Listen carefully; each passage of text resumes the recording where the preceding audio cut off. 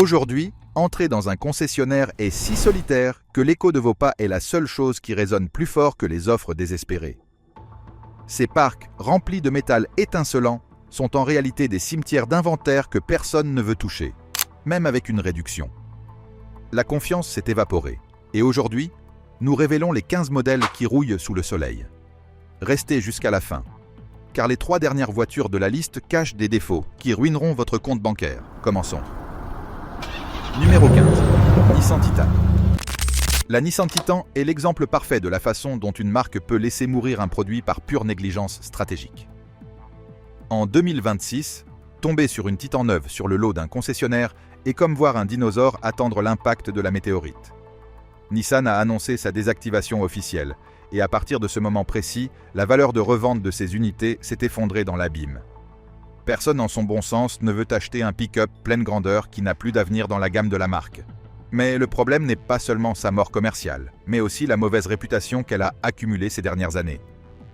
Les concessionnaires ont des unités qui ont accumulé plus de 250 jours d'inventaire, parce que les acheteurs craignent, à juste titre, de se retrouver sans support technique ou pièces de collision dans un avenir proche. Mécaniquement, la Titan est restée coincée dans le passé.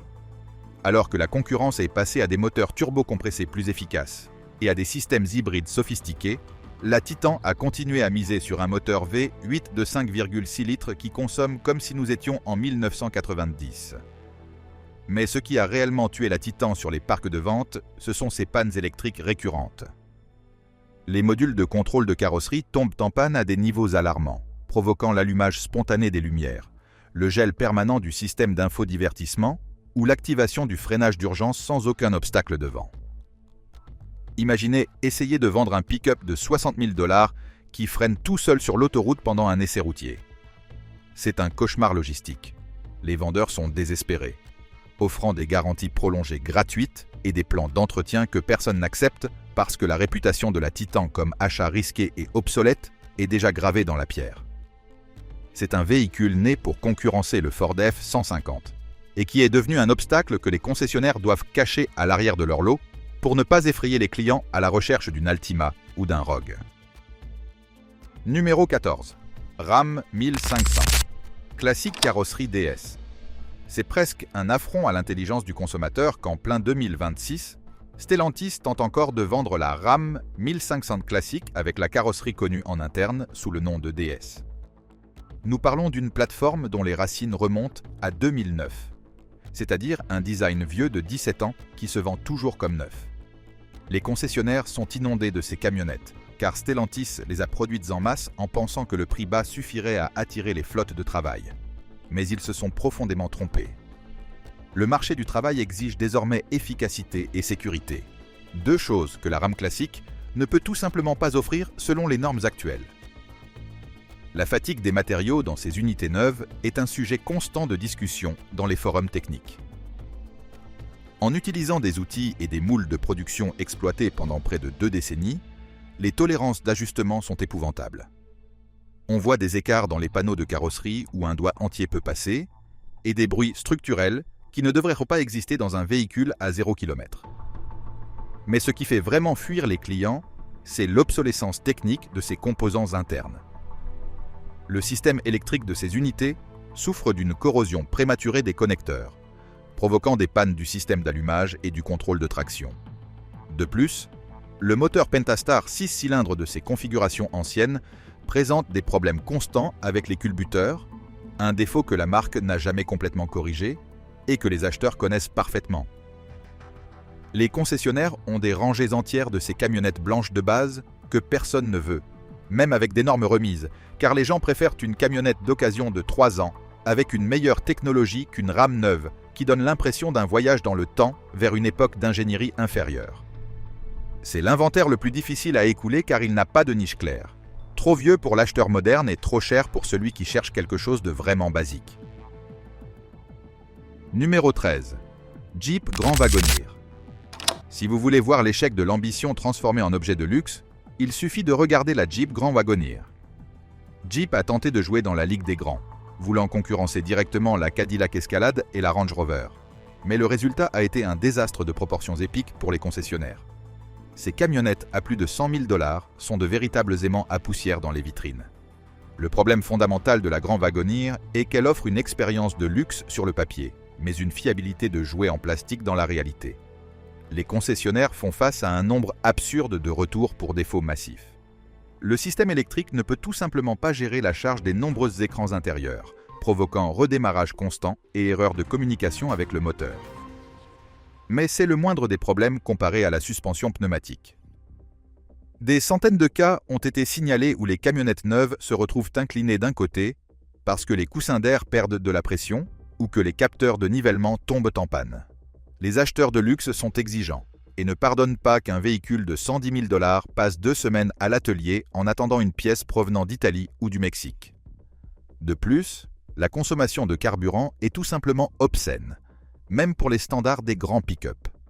Le marché s'est rendu compte que la Grand Wagoneer est un produit précipité, mal exécuté et avec une dépréciation effrayante.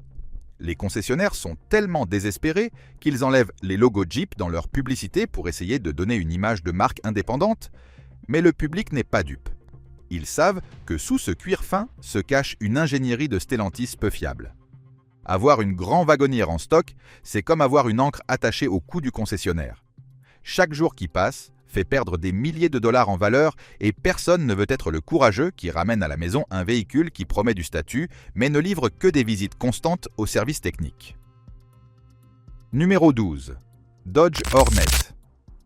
La Dodge Hornet est peut-être l'erreur d'identité la plus coûteuse dans l'histoire récente de la marque. Vendu comme un crossover sportif avec ADN italien, puisqu'il s'agit essentiellement d'une Alfa Romeo tonale avec un masque Dodge, ce véhicule s'est révélé être un répulsif pour les clients dans les concessions. L'idée de mettre un moteur italien délicat et un logiciel extrêmement complexe dans un véhicule destiné au public de Dodge, qui recherche traditionnellement la puissance brute et la simplicité, était une recette pour le désastre. Les concessionnaires rapportent des jours d'inventaire dépassant 300 jours pour le modèle Hornet, en particulier dans sa version hybride rechargeable. Le problème réside dans le logiciel qui gère la transition entre le moteur à combustion et le moteur électrique. Un cauchemar de programmation. Les utilisateurs se plaignent de secousses violentes, de pertes totales de puissance en pleine accélération et de messages d'erreur sur le tableau de bord qui apparaissent et disparaissent comme des fantômes. Les mécaniciens des concessions Dodge ne sont pas habitués à gérer une architecture électronique aussi capricieuse, ce qui prolonge les temps de réparation et exaspère les quelques clients qui ont décidé de tenter l'expérience. De plus, le prix est ridicule. Une Hornet bien équipée approche dangereusement les 50 000 $, un territoire où les acheteurs préfèrent des marques avec une meilleure réputation de fiabilité ou des véhicules beaucoup plus grands et capables. L'intérieur, bien que moderne, souffre de grincements et de bruits gênants que les acheteurs détectent immédiatement lors de l'essai routier. Les concessionnaires tentent de vendre la Hornet comme l'avenir de la marque, mais les clients voient les rangées d'unités accumulant de la poussière dans le parc et comprennent que cette voiture est une expérience ratée. Elle n'est pas assez rapide pour être un sportif, pas assez fiable pour être une voiture familiale et trop chère pour être une option logique d'entrée. C'est un véhicule sans maison sur le marché et une source de maux de tête constants pour les propriétaires d'entreprises qui voient la valeur de ces unités s'évaporer en attendant un acheteur qui ne vient jamais. Numéro 11. Chrysler Pacifica hybride. La Chrysler Pacifica hybride est l'exemple parfait d'une bonne idée exécutée de manière catastrophique. En théorie, un monospace hybride rechargeable est le véhicule familial ultime pour l'ère moderne. Mais la réalité a été une succession de rappels et de risques d'incendie qui ont terrifié à la fois les propriétaires et les concessionnaires. En 2026, voir une Pacifica hybride sur le lot, c'est voir une responsabilité légale sur roue. Le problème principal réside dans les batteries à haute tension, qui ont présenté des défaillances critiques pouvant provoquer des courts-circuits thermiques. Il y a eu des moments où la marque elle-même a recommandé de ne pas charger le véhicule à l'intérieur, ni de le garer à proximité de structures, par crainte qu'il ne prenne feu spontanément. Imaginez un vendeur essayant de convaincre une mère de famille que c'est la voiture la plus sûre pour ses enfants, alors que les médias parlent de batteries qui explosent dans les garages. Les concessionnaires sont désespérés, car ces unités non seulement ne se vendent pas, mais occupent un espace premium et nécessitent des protocoles de sécurité spéciaux. Le système de propulsion est si complexe que lorsqu'il tombe en panne, et il tombe souvent en panne, les réparations peuvent prendre des mois en raison du manque de techniciens certifiés et de la rareté des composants spécifiques devant être importés. La dépréciation est si violente qu'une Pacifica hybride perd presque la moitié de sa valeur dès sa sortie du lot, principalement parce que le marché de l'occasion la considère comme un risque inacceptable. C'est un véhicule que les concessionnaires préféreraient ne pas avoir, mais qu'ils sont obligés d'exposer en vertu des contrats avec la société, devenant des monuments à l'échec de l'électrification précipitée. Numéro 10. Chevrolet Colorado/GMC Canyon, 2,8 litres turbodiesel. Il fut un temps où le moteur turbodiesel de 2,8 litres de General Motors était considéré comme la perle des amateurs de remorquage et d'économie de carburant dans les pick-up moyens. Cependant, en 2026, ce moteur est devenu le plus gros casse-tête pour les départements de service. Le désastre se concentre sur les systèmes d'émission connus sous le nom de filtres à particules diesel et fluides d'échappement diesel. Ces systèmes sont si restrictifs et sujets à des pannes qu'ils ont laissé des milliers de pick-up neufs en mode d'urgence, limitant la vitesse à seulement 30 km/h sur la route. Les capteurs s'encrassent constamment et le cycle de régénération échoue si le véhicule n'est pas conduit à des vitesses autoroutières prolongées, ce que de nombreux utilisateurs urbains ne font pas.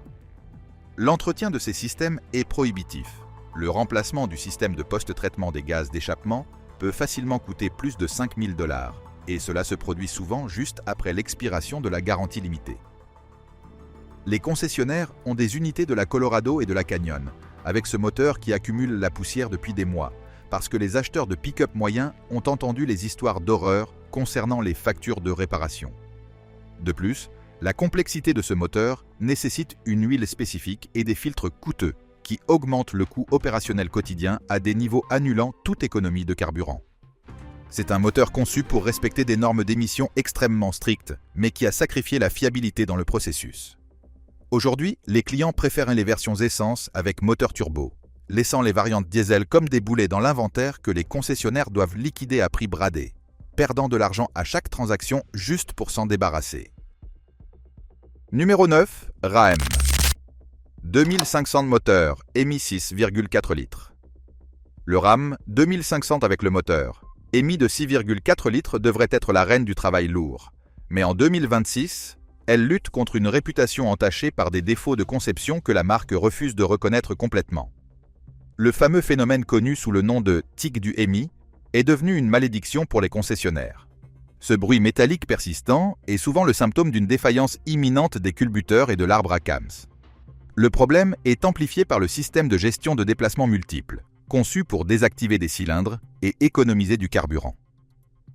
Dans des conditions de charge lourde, ce système provoque une usure inégale et des problèmes de lubrification dans les composants internes du moteur. Les acheteurs de pick-up lourds ne veulent pas d'un système qui éteint des cylindres. Ils veulent une fiabilité absolue pour tirer des tonnes d'équipement. Les concessionnaires sont remplis de ces pick-up car les clients corporatifs et les entrepreneurs sont passés en masse à la concurrence ou ont choisi les versions diesel de Cummins malgré leur coût initial beaucoup plus élevé. Essayer de vendre un RAM 2500 essence aujourd'hui est une tâche herculéenne. L'acheteur sait que s'il utilise le camion pour ce pourquoi il a été conçu, c'est-à-dire travailler dur, il y a une très forte probabilité que le moteur subisse des pannes catastrophiques avant d'atteindre 100 000 km. Les lots sont pleins de ces unités qui consomment le carburant de façon vorace et offrent une fiabilité douteuse. Les directeurs des ventes offrent des rabais qui semblent irréels, mais même ainsi, le stigmate du moteur émis de 6,4 litres pour application lourde est si fort que les unités restent garées pendant des mois, devenant un fardeau financier insoutenable pour toute entreprise. Numéro 8. Ford F-150 Lightning. La chute de la Ford F-150 Lightning est peut-être l'histoire la plus dramatique de ce chapitre. Ce qui a commencé comme une révolution électrique en 2022 est devenu un cauchemar d'inventaire en 2026. L'enthousiasme initial s'est évaporé, laissant Ford avec des milliers d'unités que personne ne veut acheter aux prix actuels. Le problème n'est pas seulement que l'infrastructure de recharge reste déficiente, mais que la Lightning a montré des limites physiques que les acheteurs de pick-up ne sont pas disposés à accepter. Par temps froid, l'autonomie de la batterie chute jusqu'à 40%, la rendant inutilisable pour des trajets longue distance au milieu du pays. De plus, lorsqu'on y attache une remorque, la distance parcourue devient ridicule. obligeant des arrêts fréquents sur des bornes de recharge souvent défaillantes ou occupées. Les concessionnaires se retrouvent avec des pick-up affichés à plus de 80 000 $ et qui subissent une dépréciation instantanée de 20 000 $ dès leur sortie de l'agence. Personne ne veut acheter une Lightning d'occasion, ce qui détruit la valeur des locations et effraie les nouveaux acheteurs. Il y a eu des rapports d'unités restées si longtemps garées que les batteries de 12 volts sont mortes et que les systèmes logiciels nécessitent des mises à jour massives avant que le véhicule puisse même démarrer pour un essai. Le marché a compris que pour l'utilisateur réel de pick-up, l'électricité n'est toujours pas la solution. Les lots de Ford sont une mer de Lightning brillante, devenue le symbole d'un pari excessivement optimiste de la part de la marque. Les concessionnaires supplient Ford d'arrêter la production, mais les chaînes de montage continuent d'envoyer des unités qui finissent par accumuler neige et poussière dans des lots reculés, attendant un marché qui leur a tout simplement tourné le dos. Numéro 7. Mercedes-Benz EQ/EQS. La gamme électrique de Mercedes-Benz est le témoignage roulant de la manière dont une marque légendaire peut aliéner sa clientèle la plus fidèle en un temps record. En 2026, les modèles EQE et EQS sont devenus les rois absolus des inventaires accumulés, avec des jours de séjour en lot dépassant 300 jours dans de nombreuses régions. Le problème a commencé par une esthétique que le client traditionnel de Mercedes rejette tout simplement. Ce design en forme de goutte d'eau, destiné à améliorer l'aérodynamisme, a éliminé toute présence et élégance qui définissait la marque à l'étoile, faisant paraître une voiture de 100 000 $ comme un électroménager générique de loin. Mais le véritable désastre se trouve à l'intérieur. Le logiciel est un cauchemar d'instabilité. Écran qui reste noir en plein trajet, système d'assistance à la conduite émettant des alertes fantômes et une interface si complexe qu'elle distrait plus qu'elle n'aide. Les clients qui achetaient autrefois une classe S pour sa fiabilité mécanique et son statut se retrouvent désormais avec un iPad géant sur roue qui présente des pannes constantes. Les concessionnaires peinent à vendre ces unités même avec des incitations de location qui ressemblent à des liquidations totales. Le marché de l'occasion est encore plus cruel. La dépréciation de ces modèles électriques de luxe est si agressive que de nombreux propriétaires se retrouvent endettés bien au-delà de la valeur de la voiture en moins de 2 ans. C'est un échec d'identité et d'exécution technique qui a laissé Mercedes avec des milliers d'unités que personne ne veut, même avec l'étoile sur le capot. Numéro 6. Lincoln Aviator. La Lincoln Aviator représente la lutte constante des marques américaines pour concurrencer dans le segment du luxe sans disposer d'un contrôle qualité à la hauteur du prix qu'elles exigent. En 2026, ce modèle a accumulé un historique de rappels si vaste que les acheteurs informés passent simplement leur chemin. Le problème le plus grave réside dans la transmission à 10 vitesses, qui a montré un comportement erratique, des changements brusques et des pannes prématurées laissant le véhicule immobilisé. À cela s'ajoute une qualité d'assemblage intérieur qui ne justifie pas les 70 ou 80 000 $ demandés par Lincoln. Panneaux qui craquent, garnitures qui se détachent, et un système d'infodivertissement qui semble dépassé face à la concurrence européenne et japonaise. Les concessionnaires ont des files de Aviator retournés par des clients insatisfaits après seulement quelques mois d'utilisation. C'est un véhicule qui paraît imposant sur les brochures, mais qui se sent fragile dans l'usage quotidien. Le manque de confiance dans la durabilité à long terme a détruit sa valeur de revente. Dans un marché où le consommateur de luxe recherche la tranquillité, l'Aviator offre de l'incertitude. Et cela se reflète dans les parcs des concessionnaires Lincoln, où ces SUV s'entassent, tandis que la marque tente désespérément de nettoyer son image avec des campagnes marketing qui ne parviennent pas à cacher les défauts d'ingénierie sous-jacents. Numéro 5. Nissan Ariya. Le Nissan Ariya est le cas classique du véhicule arrivé trop tard à une fête qui touchait déjà à sa fin. Nissan, qui a été pionnière avec la Leaf, a mis trop de temps à lancer son deuxième véhicule électrique important.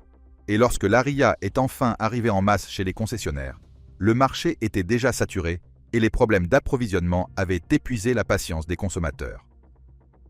En 2026, l'Ariya est un fantôme dans les registres de vente.